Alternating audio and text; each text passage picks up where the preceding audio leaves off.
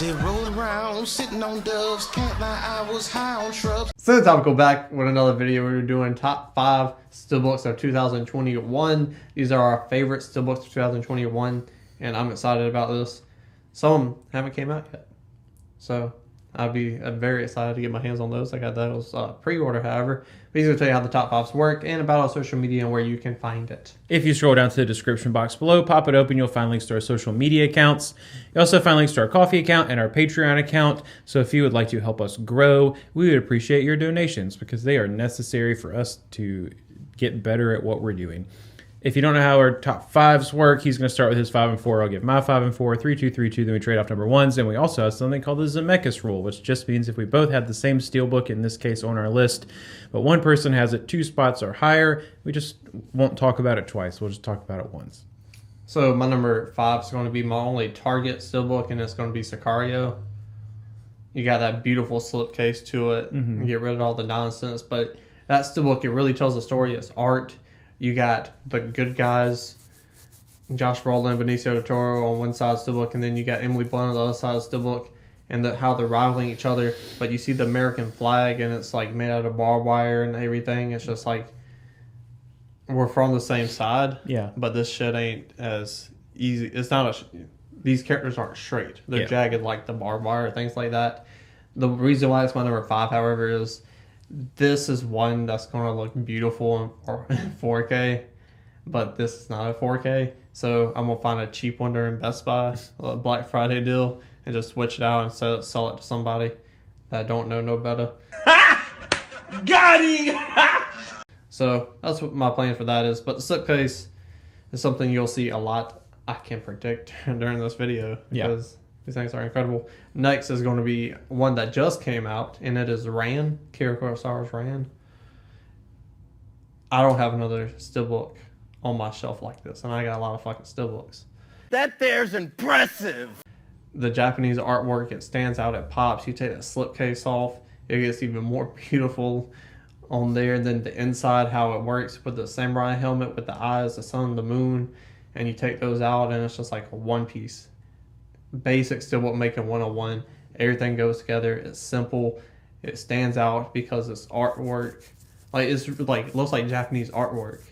That's just this matches the film, so let's put this on there. Yeah, it's beautiful.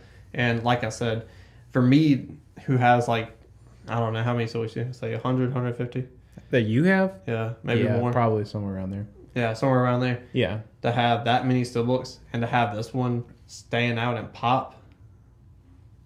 It's a testament to the artwork on that Steelbook.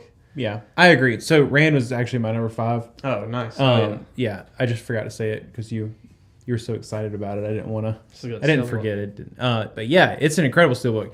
I mean, if you go watch our reaction video to it, I mean, like, it's interesting that it's lower on both of our lists, and I think it's just because there are movies that we just also really enjoy that are higher. But like, I think that we said in that Steelbook video that this might be the like most perfect Steelbook that we've seen. And that still stands true. It's beautiful. Like it literally is a piece of art on it, like on its own.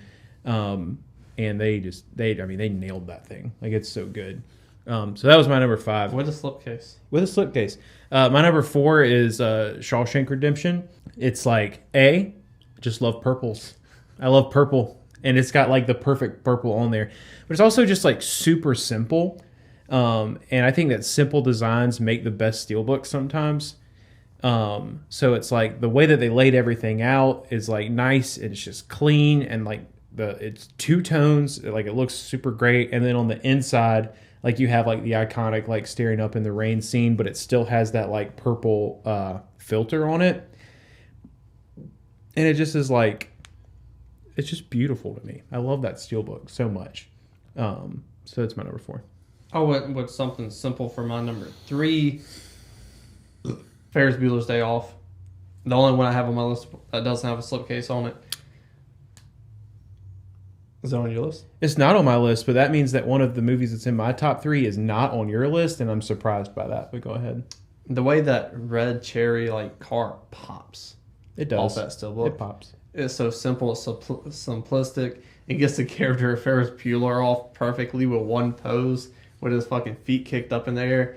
I love that movie, and it translates through the artwork of the Steelbook. And it was just like you had an assignment and you nailed it. Simple. And I guess like maybe the rule I went with for me is these are Steelbooks I bought. Okay. Maybe that's the difference. Maybe.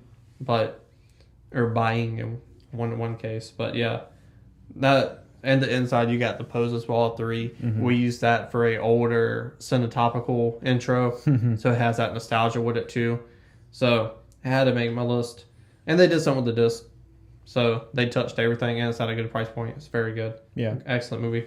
My number 2 is fucking. If I like the back of this Steelbook more, it might be my number 1. But my number 2 is American Psycho. that's my number 3. That joint with the fucking face mask. Yeah. Oh my god. That's perfection. It's simplistic, but with the slipcover, it's such an easy idea. Yeah. That's just like, oh my god. This is the first time you're thinking about this. Holy shit. It's amazing. The artwork's beautiful. The back, he's got the axe on the back, which kind of makes sense for the front once the slipcase is off. But the axe should be sticking out. That's my only like nitpick of that. Very nitpicky, but it is a nitpick. I feel you. They did beautiful stuff on the inside of the Steelbook. They did great stuff with the disc. But that front, the slip, chef's kiss. Yep. We rave about slipcase Steelbooks all the time, and now that people are doing more and more creative things with them, it just makes them that much better. Like, my number 6 for this list was going to be Hacksaw Ridge, and it's solely just because of what they did with the slipcase for that one as well.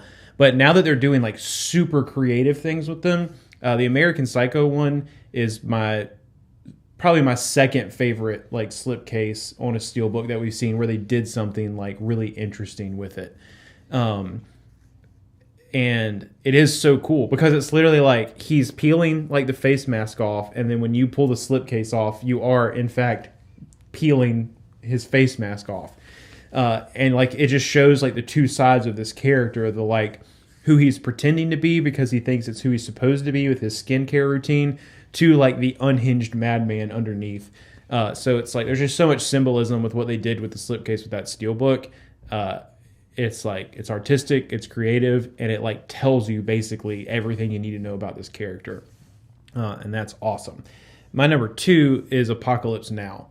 It's a similar thing in that like when you pull the slipcase off, you're getting all these different parts, but it's like this Steelbook just screams like rage to me. Like there's fire basically. Like everything on the Steelbook is burning.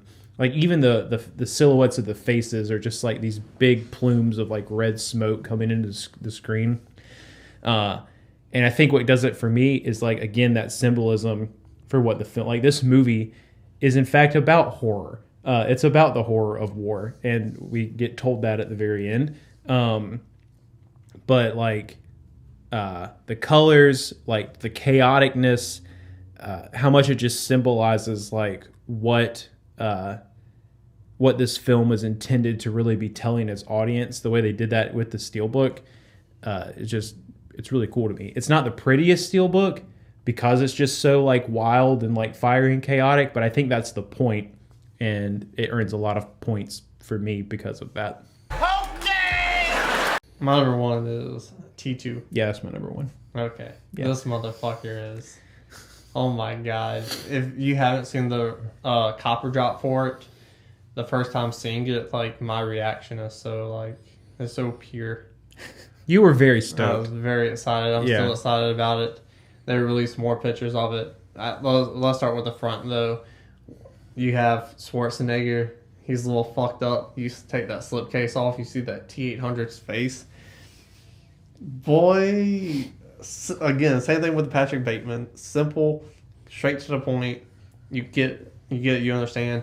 The colors, the red, the blue, the blacks, the grays, how they all combine into this weird amalgamation of the story is fucking incredible. And then on the back, you see the T-800. He's got his little gun and everything. It's just beautiful. Obviously, that's a scene from the movie, but they put in artwork and everything. just everything about the Steelbook is just like, oh, to me, like it's on a God tier level. There's no nitpicks I have about the Steelbook at all. Everything on it is fucking perfect. I hate to just say ditto, but you said just about everything there is to say about it. I mean, again, I left you the disc. It's they put things on the discs, and we He love got that. shot. Yeah. And the fucking T1000 got shot in It's the eye. yeah. And then the circle. Yeah, that's great. So good. Yeah. See, I love how much you love it, and like, I think this movie is great. I think that T2 is easily, you easily make an argument for being the best action movie of all time, as a lot of people do. So even as much as I love that movie, how much you love it is still like exponentially way higher than I do. And I love that. And that makes me love it even more, that there's at least a movie that we both love, which there's lots of movies that we both love. But yeah, they got creative with the slipcase. They got creative with the disc. Everything about it makes perfect sense for a movie that like has proven that it has stood the test of time and will continue to stand the test of time. So why wouldn't you give it like a really, really cool Steelbook or like any sort of physical media to go with it? And they did, and good for them. Yeah, it's much better than that fucking one they tried to like shove down our throats like 4 or 5 months ago. Yeah. Here's Total Recall. Here's T2. Yeah, that was what a weird weird combination. Like, ugh. But tell us your top 5 favorite Steelbooks in the comment section down below. There's some that I wouldn't put on my list, but I just didn't buy them because I had them multiple times already. Like Vertigo. Vertigo's a pretty Steelbook too. Yeah, that's a good but one. Rear Window, that was the one for me. That was just like, I'm sitting there contemplating that shit in the Best Buy. I'd be like, I own it. Hit one of these numbers like Book of Tea, some shit. But yeah, tell us your top 5 favorite Steelbooks from this year down in the comment section below. Scroll back up, hit a like button, share the video, and subscribe. It's not a game, it's a